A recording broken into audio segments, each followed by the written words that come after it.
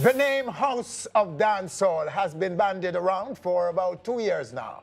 But how many of us really know what it is? Here to demystify this Cargill Avenue space is its CEO, Michael Dawson. Right now, right here on our stage. Michael, welcome, sir. Greetings. And we should have credited you as author, producer, what else? Publisher. Yeah, some say hustle. You're all of those, but today we're talking about the House of Dancehall. So what is it really? House of Dancehall is a space, it's a brand that is really dedicated to what we call authentic dancehall. We go back to the 80s, 90s in decor, in sets, in artists, everything from we encourage the dressing, from the pants to the mesh marina to the suede shoes. Okay. The sequin, the satin, the music, the artists that we bring there, is trying to bring that vibe. It's coincidentally exactly across the street from the iconic House of C.E.O. Yes. So when we saw it and the space was there, we said, no, this has to be House of Dancehall, which is trying to create or recreate that House of C.E.O. vibe. The vibe, but Yes. you're not staying with the 90s, are you? No, not at all. We've done everything. I mean, last year we had Massacre as a new artist, and this year we have our vintage artists. Frankie Paul's last show Yes. was kept there. So we go the whole gamut. We have a dub night. So Of course, because after all, dancehall is about 40 years old. Yes. Since it became a genre. Right. So you can't not include the youth, and you can't not go back to the foundation. Right. So it's a physical space, first and foremost, but it's also an exhibition. You know, I was amazed over the last few years when I see the dancing change, the dressing change, even the venues change. Yeah. Where a big dance will be held maybe at a sporting venue, a converted hotel room, or a club. But the original dancehall we knew was in a space that was set for dancehall. Yes. So you get that feel. You have your jelly man, your kid man, you have the soup man, you have that kind of vibe. So we figured that we could still have today's dancehall events, you know, current artists, current sounds, but in that traditional atmosphere, and I think people are loving it. Okay, and you're dipping now into this season, this Yuletide season with a number of events. Talk about them. Yeah. Winter Splash Yes, is we have the brand? Yes, we have Slow Wine Winter Splash. Slow Wine is wine that we developed for House of Dancehall. We actually call it the official wine of dancehall because I don't think dancehall, after all these years that's affiliated with liquor, has never had a beverage and adult beverage for itself. So we created that one with names of dancehall. So it's Slow Wine Winter Splash, and we're actually going the gamut. We're starting with the foundation, the 80s, of the 90s, of Raga Shanti, and of today's artists over 4 nights. Over 4 nights Yeah. towards the end of the year. Toward the end of the- Over starting into on the- January. Yeah, starting in 29, ended on the 1st. You're the writer, or co-writer of Cartels' book, The Voice of Jamaican Ghetto. Yes. You're a co-writer on that. Yes. What was it like working with him? How much of it you wrote and how much he did? I would just go straight 50-50. You know, the book is based on 10 of his songs. So he would give the songs from his perspective, he developed it. And what you find curious about Cartel songs, there are lots of academic points in there, a lot of historical facts, a lot of Yes. psychological, philosophical facts. Oh, yeah. So being in academia, you know, I did some studies in psychology and philosophy, and I was amazed how, you know, this dancer artist was very versed in that. Yes. So we brought the two together and hit Yes, the book. because he seems to have a very good grasp of the social and political issues Right, and in Jamaica. a lot of people wonder how, you know, Cartel greatest or this big artist, but I think because he uses that idiom of dancehall and speaks to the masses in a way that Absolutely. they really feel. Because if you understand psychology, you can make people feel what you're saying. And I think that's what I think is unique about Vybz Kartel. And it's been out for quite a while. Yeah, it's been out 5 years, and if you pass through the airport today, after 5 years, still the bestseller. And you visit him from time to time? Yes. Maybe more than anybody else. There are a lot of visits going on. I know, as long as you know, they're low, whatever they're low, yes, I make as many visits as I can.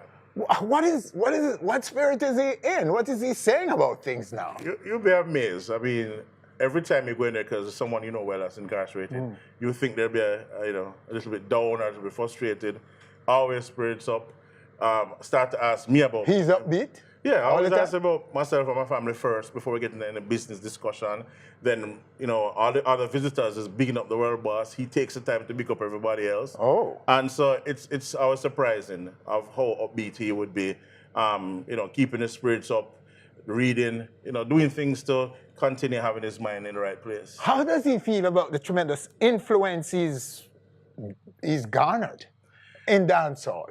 Where, so far as people bleaching and and sounding like him and all of this, what is he saying? What's I think there's a chapter in the book about his thoughts and bleaching. I think there's some amount of vindication because remember, a lot of the time that he was there, he was really the most controversial and most loved and the most hated artist at the same time from two different spectrums. But a lot of what he talked about, in fact, if you look at the back of the book, Cartel wrote, if you ever see a young lady with an older man again and don't ask what's going on, that was copyright in 2011. Now, today we have Me Too. Cartel was talking about domestic and child abuse and those things those years. So what you find amazing is that some of the things that he had sung about, some of his topics are now being revealed today. And I find it very curious. I mean, even the thing about decolonization and us becoming a republic, those are some of the things that Cartel talk about. And it's amazing when we see 2-3 years later in a different sphere, I say, whoa, but he mentioned this years ago.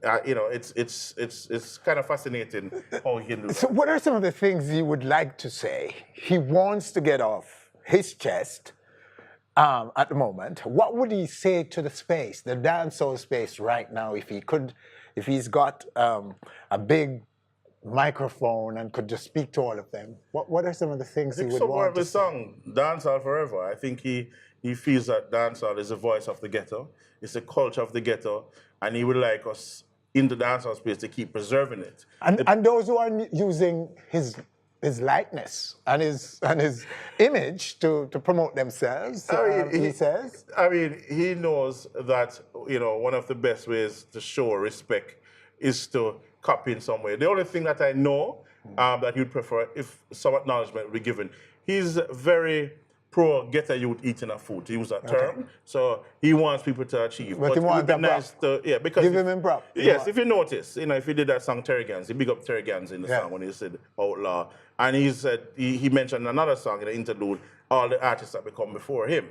Even the ones that he would have a falling out with, he still shows them props. He doesn't understand these new artists that don't want to give the veterans props. All right, so I'm going to call 3 names. 1, Alkaline. What is he saying about Alkaline? No comments.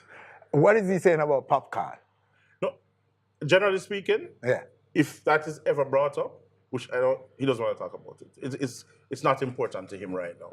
Okay. Not that it's important. Tommy Lee?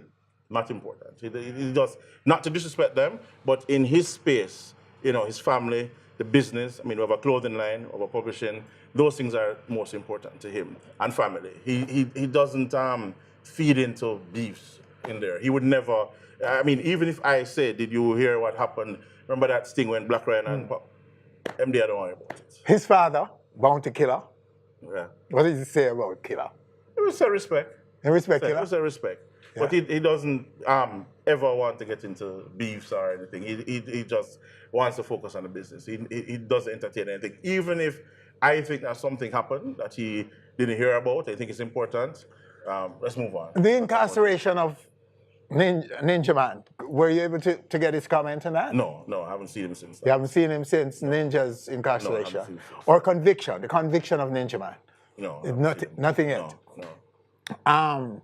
His trial, how does he feel about his upcoming appeal trial? Very confident, very confident. I sat in court from November 18, 19, so I would have seen some things that people outside had not, and I would imagine that some of these things will come up in the appeal.